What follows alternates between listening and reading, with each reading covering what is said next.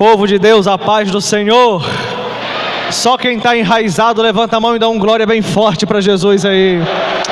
Só pode ser mais forte, hein? Quem está enraizado, levanta a mão e dê um glória bem forte para Jesus aí. Maravilha, louvado seja o nome do Senhor Jesus. Queridos, que coisa linda. A última vez que retornei, não estávamos aqui neste lugar, na verdade, e cresceu uns 400%.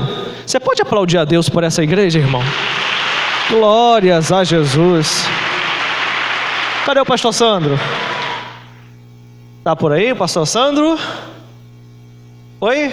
Pastor Sandro, Deus abençoe a vida do senhor, da sua família. Queridos, coisa boa é quando nós temos boas referências, não é verdade? Quando estava para vir para cá, durante essa semana, divulguei o cartaz. Uma aluna minha entrou em contato comigo e falou assim: você conhece a história desse pastor? Eu falei, me conta. Ela falou, olha, morava no Espírito Santo. Vocês me dizem que está certo, né?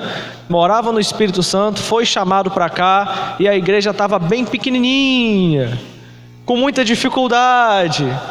E ele, junto com a família, visitando, orando, fazendo a obra do Senhor, fez com que aquela obra crescesse de forma avassaladora. Eu falei, louvado seja o nome de Jesus, amém, irmãos? Em tempos de pandemia, Deus está dando crescimento para a sua vida, Deus está dando crescimento para a sua casa, Deus continua sendo Deus Todo-Poderoso. Louvado seja o nome do Senhor. Queridos, por gentileza, abram as vossas Bíblias, livro do profeta Ezequiel, capítulo 14.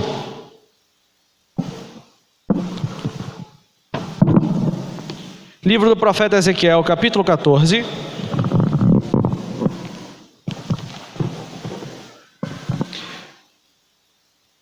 Eu gostaria de, enquanto os amados encontram um texto, louvar a Deus pela vida de toda a igreja, da minha família. Quem quiser se pôr sobre os seus pés, por gentileza, fique à vontade. Quem quiser ficar sentado, a sua reverência diante do Senhor está no coração, amém?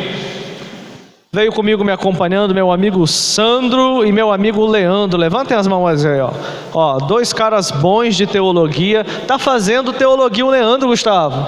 Já tá incomodando o inferno, tá dando um trabalho pro inimigo terrível, amém? Louvado seja Deus. Quero louvar a Deus também pela vida, do Gustavo e da sua família. Meu Deus do céu, que coisa linda. O que Deus tem feito na vida deles é coisa extraordinária, amém, irmãos? Obrigado pela intercessão, pela madrugada. Que Deus continue abençoando a família. E foi muito de Deus aquilo, porque nós que estudamos a palavra do Senhor temos dois desafios. O primeiro desafio é quando começamos a estudar. Você não sabe exatamente encontrar o contexto histórico, geográfico, linguístico, religioso, político da Bíblia. Tem aquela dificuldade natural de montar uma mensagem, não é verdade? Depois de muito tempo estudando, a sua dificuldade é entender as volumosas vozes que te comunicam. Porque um bom teólogo, onde ele abre tem mensagem, irmãos. Onde ele abre tem mensagem. E o Senhor hoje estava no meu coração umas 2, 3 palavras para trazer nesta noite para os amados irmãos. E a intercessão da missionária, da serva de Deus, fez com que o meu coração se inclinasse para esse texto que nós vamos ler.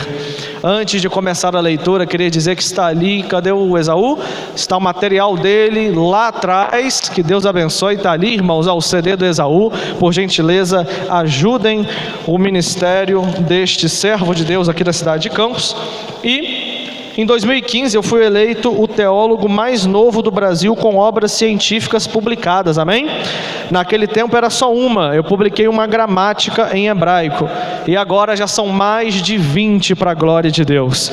Eu trouxe algumas aqui para você poder adquirir. Todas elas nós transformamos em cursos, gravamos videoaulas, disponibilizamos bibliotecas virtuais, assistência teológica para todos aqueles que adquirem. Então com isso está aqui um curso para pregadores. Perca o medo, se desenvolva no ministério, dentro da Bíblia, saiba encontrar todas as informações competentes ao texto.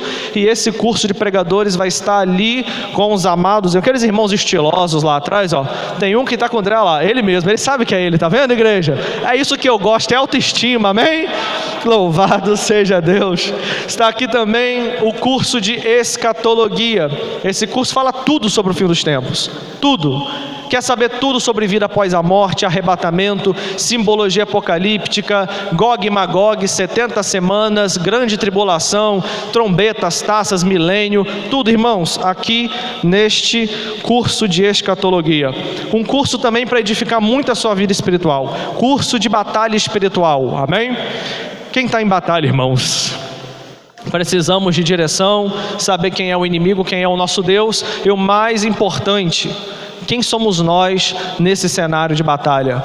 A igreja tem reagido de uma forma por vezes demasiadamente passiva, e esse curso aqui tira você da posição de vítima e coloca você na posição de ministro, amém?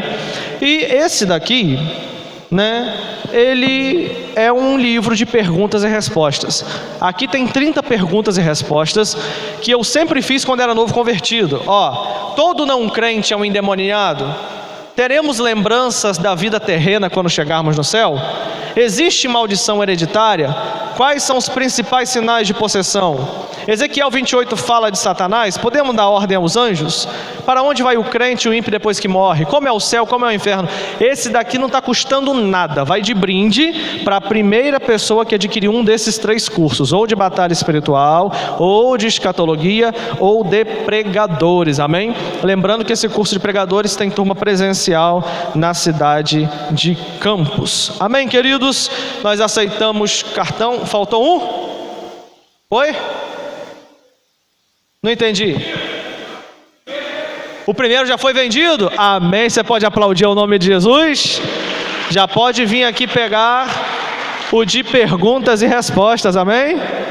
Louvado. Gente, esse livro aqui tem trazido... Olha, a irmã vem correndo tomar posse, amém, igreja? Jacó segurou o anjo e não... Olha só, meu Deus do céu. Se for para as Olimpíadas, o Brasil está no lucro, irmãos, amém? Louvado seja o nome de Cristo. Queridos, quero deixar um abraço do meu pastor Fernando Trindade. Quem conhece o pastor Fernando Trindade? Um abraço do meu pastor para vocês. E, sem mais delongas, Ezequiel capítulo 14, verso de número 14. Quem encontrou, diga aleluia. O texto diz: embora estes 3 homens, Noé, Daniel e Jó, estivessem nela, eles livrariam somente as suas próprias almas pela sua justiça, diz o Senhor. Eu vou ler mais uma vez. Eu gostaria que você prestasse atenção em toda a desenvoltura desse texto, por gentileza. Abraço, pastor Anderson e pastora Alessandra. Claro que eu não poderia deixar de citá-los. Embora estes 3 homens, quais são os homens? Noé, Daniel e Jó, estivessem nela, eles livrariam somente as suas próprias almas pela sua justiça, diz o Senhor. Amém? Feche teus olhos e vamos orar. Poderoso Deus e eterno Pai, nesse momento, Senhor, nós elevamos a nossa voz a Ti, porque, meu Pai, nós já derramamos diante do Teu pé o perfume da adoração. Sabemos, meu Pai querido, que as Suas mãos agora estão cheias de fogo para derramar, enquanto a palavra vai ser ministrada, Deus. Assim como o Senhor recebeu a nossa adoração, meu Pai, recebeu, meu Deus querido, a nossa humilhação. Fala conosco nesse momento, nos unge, nos abençoa, repreende todo o mal. Nós amarramos todos os espíritos das trevas, Senhor, no nome de Jesus, e pedimos para que o Senhor não deixe que Satanás roube essa palavra, e que possamos sair desse 5º congresso dos jovens enraizados diante do Senhor, em nome de Jesus, amém? Sente-se aplaudindo ao nome do Eterno de Nazaré. Louvado seja Deus. Amém. Queridos, nós estamos aqui diante de um texto que com certeza os leitores da Bíblia já se perguntaram algumas vezes: por que Ezequiel está citando 3 homens Por que Ezequiel não sequer cita Moisés entre eles? Por que Ezequiel não cita Elias entre eles? Por que sendo Enoque o primeiro homem a ser arrebatado, o homem a qual era agregado de uma santidade diferenciada, ele não é notificado pelo profeta Ezequiel como um homem que teria uma dignidade de ter a sua vida livrada num período de tribulação entre tantos outros homens? Procurando entender um pouco esse texto, procurando compreender o que esses personagens têm, eu percebi que não conseguiria num período de tempo tão pequeno pregar sobre os três personagens, mas o Senhor trouxe ao meu coração para pregar a vós nessa noite sobre o profeta Daniel. O profeta Daniel é, sem sombra de dúvida, um dos homens mais enraizados em Deus, portanto tem tudo a ver com o tema deste 5º congresso de jovens. Daniel tinha raízes, suas raízes não estavam somente em Jerusalém, elas também estavam no céu, tanto que quando ele foi arrancado de Jerusalém, ele na Babilônia continuou tendo contato com o céu. E aqui vai a primeira mensagem de Deus para você: ainda que você não esteja na tua terra, o que fará a diferença é onde a tua mente está firmada. Daniel não parou de orar, nem diminuiu a oração, porque ele estava num local que trazia certo desconforto. Não, Daniel continuou orando, Daniel continuou buscando, e tem mais, Daniel fez questão de mostrar as suas raízes. Quando disseram para Daniel: Daniel, você vai ter que comer como todo mundo, ele falou: mas a minha raiz não está aqui. Quem alimenta a árvore é a raiz, ela busca os nutrientes, e a raiz de Daniel não estava fincada na Babilônia, estava fincada no céu, e era de lá que ele buscava alimento para sobreviver. Louvado seja o nome do Senhor. Contudo, esse Daniel que estamos falando é o Daniel que tem um livro escrito com seu nome, mas existem ainda 2 outros Daniéis, ou seja, 3 homens por nome de Daniel dentro das Sagradas Escrituras. Essa você não sabia, não é verdade? O primeiro Daniel está em 1 Crônicas capítulo 3, verso 1, que também é chamado de Quileade, em 2 Samuel capítulo 3, verso de número 3. Esse Daniel é filho de Davi com Abigail, uma das mulheres mais sábias da Bíblia. Abigail era casada primeiramente com um homem chamado Nabal, que do hebraico significa tolo. E esse homem Nabal, ele enriqueceu de forma injusta.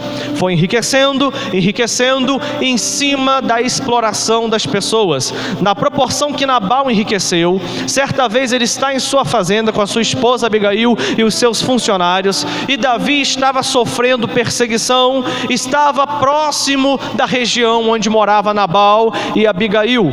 E de repente, Davi envia mensageiros a Nabal e diz: Nabal, me ajuda, Nabal, eu estou precisando de ajuda. Davi tinha um exército e Nabal também tinha um exército. Quando pessoas poderosas como Davi e como Nabal se encontram, um pede ajuda para o outro, é um ato de humildade, e um ato de generosidade é aquele que está sendo pedido ajuda não negar ajuda ao necessitado, mas mostrar que o seu clã, mostrar que a sua tribo tem generosidade para ajudar. Assim, alianças são feitas e pessoas crescem. Porém, Davi, na necessidade, quis fazer aliança com Nabal, mas acontece que Deus nem sempre deixa você fazer aliança com pessoas que cresceram de forma errada. Ainda que você esteja necessitado, segura um pouquinho, porque quando Deus enviar o recurso, Ele vai enviar do jeito certo. Louvado seja Deus.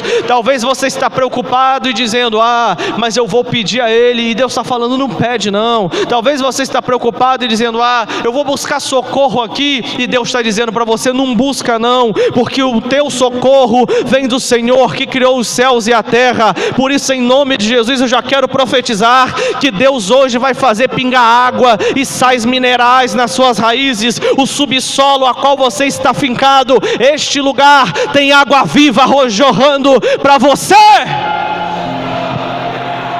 Acontece que Nabal nega a Davi. Davi então começa um processo de guerra com Nabal. Nabal morre e nesse processo Davi vai assimilar a família de Nabal.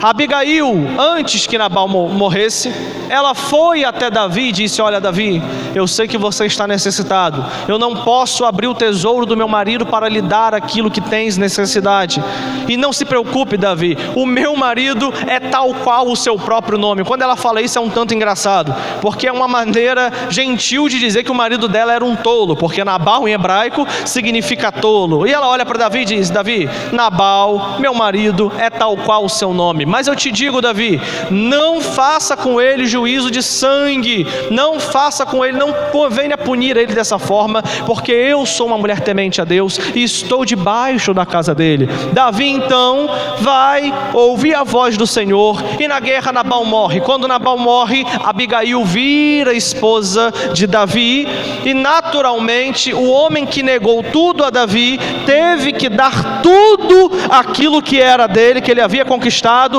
foi parar diretamente com Davi. Davi então entende que Deus julgou a sua causa, e o primeiro filho que ele tem o segundo filho que ele tem com Abigail, ele lembra da vitória que o Senhor deu e diz: o nome dele será Daniel. Daniel em hebraico significa Deus é o meu juiz. Amém? O que nós temos aqui para dizer para você? Primeiro, quando Deus te der uma vitória, não esqueça de nomear a tua vitória de acordo com o atributo que Deus manifestou em abençoar você. Davi colocava nos filhos o nome da vitória que ele recebia da parte de Deus. O nome das suas bênçãos tem que ter a ver com seu Deus, porque tem pessoas que recebem coisas e se esquecem daquele que deu. A nossa geração é uma geração que quer as mãos de Deus, mas não quer Deus por inteiro, e Deus não está aqui para fragmentar os seus membros e se entregar para você somente naquilo que você quer. Não vale a pena ter somente a bênção, porque quem tem a bênção de Deus e não tem Deus, a bênção se transforma em maldição.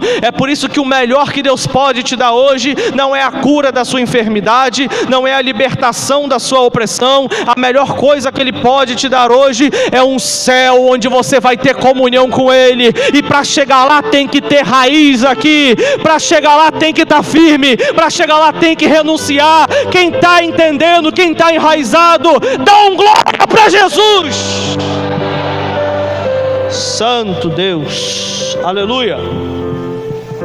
Olhamos para o segundo filho de Davi, Daniel. Portanto, ainda que a história seja bonita, não é desse Daniel que Ezequiel está falando. Ezequiel está falando de um contemporâneo. Fala comigo. Daniel está falando de um amigo que vivia na mesma época. O interessante é a seleção que Ezequiel vai fazer, porque Ezequiel, ele pensa em 3 homens para exemplificar na profecia. O primeiro homem que ele pensa, Noé. O segundo homem que ele pensa, Jó. O terceiro homem que ele pensa, Daniel. A pergunta é: por que Daniel? Detalhe: Daniel vivia junto com Ezequiel. Os dois são profetas do cativeiro. Para você poder entender melhor, os profetas que vocês conhecem na Bíblia como profetas maiores e menores, eles também são divididos por geografias. Entenda bem, nós temos os profetas do norte, são eles Oséias e Amós. Temos os profetas do sul, Jeremias, Isaías, Miqueias, Sofonias, Abacuque e Joel. Temos os profetas estrangeiros, aqueles que pregaram em outras nações, Obadias, que pregou para Edom, e temos Jonas e Naum, que pregaram para Nínive, que era a capital da Síria. Temos ainda os profetas pós-cativeiro, que viveram no período depois do cativeiro. São eles Ageu, Zacarias e Malaquias. E temos os 2 profetas que viveram concomitantemente no cativeiro. São eles Daniel e Ezequiel. Ezequiel. Daniel e Ezequiel estão no mesmo lugar, Babilônia. Estão vivendo no mesmo tempo, ali no cativeiro que teve 3 invasões: 604 a.C., 597 a.C. e 1º de setembro de 587 a.C. Daniel, ele é o primeiro a ser levado desde 605 a.C. Ele chega na Babilônia primeiro, junto com Sadraque, com Mesaque, com Abidnego e 3.023 jovens que estavam lá dentro da Babilônia. Esses jovens foram levados para o palácio. E quando chegam lá, eles vão aprender a cultura da Babilônia, vão aprender a mexer com as armas da Babilônia, vão aprender sobre os deuses da Babilônia. E Daniel, ainda que esteja aprendendo sobre isso tudo, ele vai dizer o seguinte: olha só, eu estou aqui, mas eu não sou daqui. Eu estou aqui, mas o meu banquete não é esse daqui. Muito obrigado pela carne, muito obrigado. Ó, tá bem passado, tá direitinho, tá cheiroso. Mas eu posso te dizer uma coisa, eu não dependo disso. Se você quer se o que importa para você é que eu coma bem para ter uma aparência, faz uma aposta comigo. Depois que todo mundo comer, eu vou estar mais bonito que todo mundo ainda, porque o banquete que eu como não é daqui, é do céu. Louvado seja Deus. Tem gente achando que depois que você se converte, que você deixa de praticar e de se alimentar de alguns banquetes de Nabucodonosor, você vai ficar mais feio, você vai ficar mais triste, você vai ficar pior. Não, olha, meu querido, quando você se converte, você está mostrando para todo mundo que o Deus que está na tua vida é mais forte do demônio que saiu. O Deus que está na tua vida é muito mais superior, porque a Bíblia diz que maior é o Espírito que está em nós do que o que está no mundo. É por isso que você vai vencer, é por isso que você vai passar. E ainda que você seja levado para a Babilônia, Deus vai alimentar você. Quando Ezequiel chega na Babilônia, Daniel já estava lá. No 2º ano de Babilônia, no 1º ano, Daniel já disse o que ele queria comer. No 2º ano de Babilônia, Nabucodonosor teve um sonho. E nisso que ele teve um sonho, ele pediu para que todos os magos, os necromantes, os quiromantes, os cartomantes pudessem interpretar. Ninguém interpretou. Daniel foi correndo e falou: oi rei, estou aqui para trazer a interpretação. O rei disse: eu quero que você saiba o que eu sonhei e depois a interpretação. O rei, todo soberbo, achando que Daniel era mais um enganador, e Daniel vai e fala assim: isso é mole para o meu Deus. O que você sonhou foi uma estátua muito grande, cabeça de ouro, tronco de prata, as partes inferiores são de bronze e os pés são de ferro misturado com barro. O ouro é a Babilônia, a prata é o Império Medo-Persa, o bronze é a Grécia e os pés de ferro são Roma misturado com barro, que é o papado, que vai se modular depois em 21 concílios da Igreja Católica. Quando Daniel começa a revelar, o rei fica assustado e vê que realmente tem um espírito de excelência na vida de Daniel. E depois que isso vai passando, logo depois, 4 anos depois, os amigos de Daniel entram para um processo de adoração, mas eles não se curvam diante da imagem. Nabucodonosor parece que esqueceu o que aconteceu com Daniel e chama aqueles jovens e fala assim para eles: olha, se vocês não se curvarem, vocês serão levados para uma fornalha, aqueceremos 7 vezes essa fornalha e vocês morrerão queimados. Aqueles jovens vão e falam assim: olha, ainda que iremos morrer queimados, não negaremos o nome do nosso Senhor. O que Daniel fez lá atrás começou a fazer a diferença na vida de jovens. Você está entendendo? Há 2 anos atrás, quando eu vim aqui, tinha gente pagando o preço, e você está aqui pelo preço que algum Daniel lá atrás pagou. E o futuro, você vai ser Daniel para a vida de alguém, porque tem Sadraque, Mesaque, Abidnego vindo aí, e Nabucodonosor vai passar mais uma vergonha, porque a nossa geração está enraizada.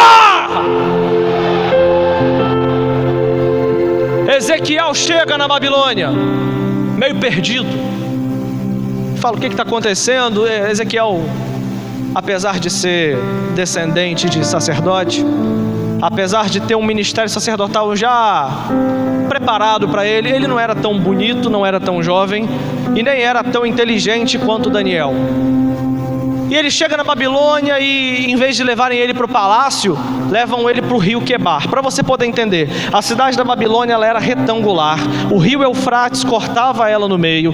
E o rio Eufrates tinha um braço chamado rio Quebar. Ela tinha muros de 100 metros de altura e 30 metros de largura. E os soldados moravam em cavernas que eram feitas dentro desse muro. É por isso que a profecia de Jeremias diz que Deus vai quebrar as muralhas de concreto e os portões de bronze. Porque era um portão de 100 metros de altura, movido por milhares de soldados, e ninguém podia sair da Babilônia, nem entrar na Babilônia. Os soldados estavam com flechas apontadas para fora e flechas apontadas para dentro. O inimigo que vinha de longe já era flechado e acertado por uma das sentinelas que guardavam a Babilônia.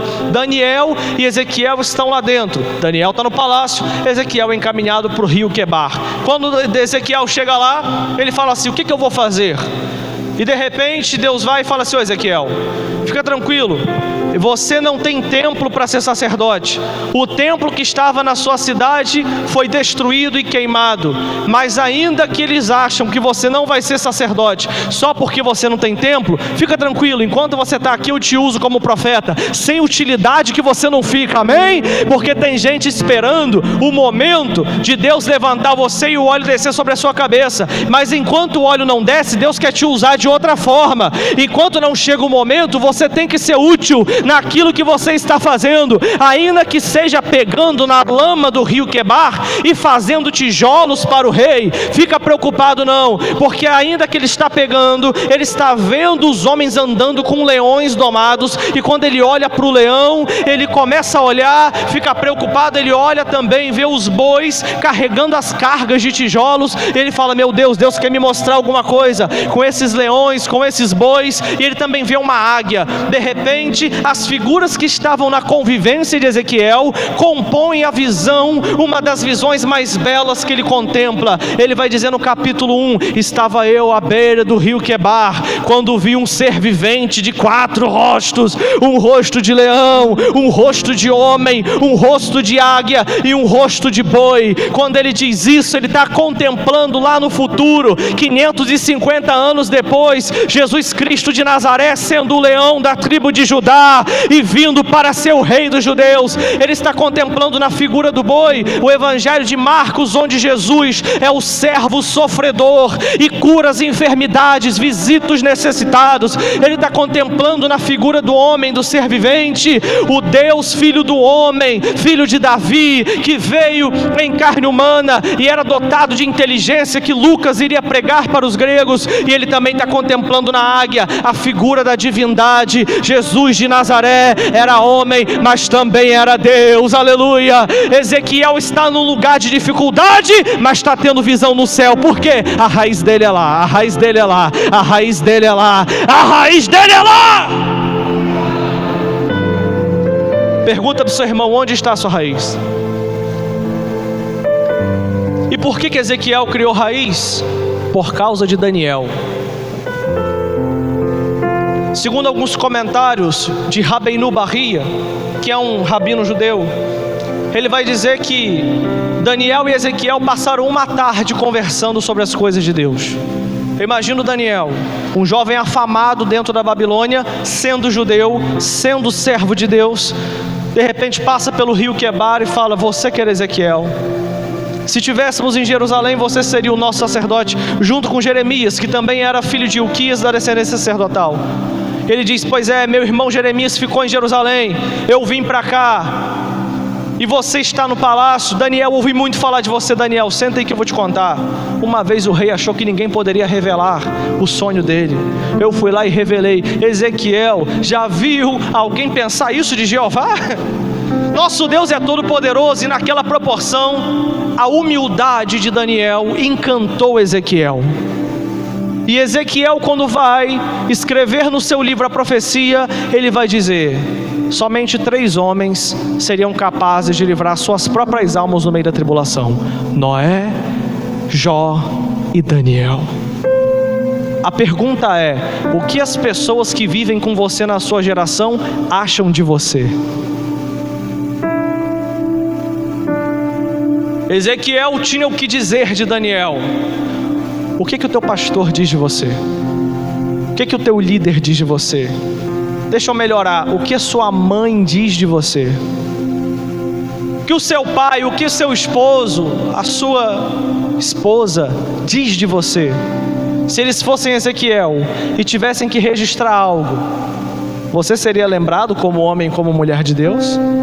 Olha para cá, jovens, vocês que estavam dançando aqui, a coisa mais linda, a música de hip hop. Eu amo hip hop, rap, tem um dom de MC, mas um dia vai vir ainda, amém? Pedi a Esaú para me dar umas aulas. Vocês foram chamados para ser lembrados nessa geração. Vocês foram chamados para ser notificados nessa geração. Alguém tem que olhar para você e falar assim, entre Jó, que foi um homem reto, íntegro, que se desviou do mal, a ponto do próprio Deus se orgulhar dele e falar, Satanás, esse aqui é o cara. Noé, que Deus falou assim, eu vou destruir todo mundo, mas não deixa Noé. E há quem diga que a pregação de Noé foi uma pregação ineficaz. Teve um dia que um rapaz teve a ousadia de falar isso comigo. Eu falei, você tem 5 minutos? Te mostrar agora que não foi ineficaz. Sabe por quê? Disseram para mim, Noé pregou 120 anos e não colocou ninguém dentro da arca. Que pastor é esse que não enche igreja? Eu falei assim para ele, olha, Noé colocou as pessoas mais importantes dentro da arca. A sua família. Sabe qual o maior sucesso de um ministro? É colocar a sua família dentro da arca.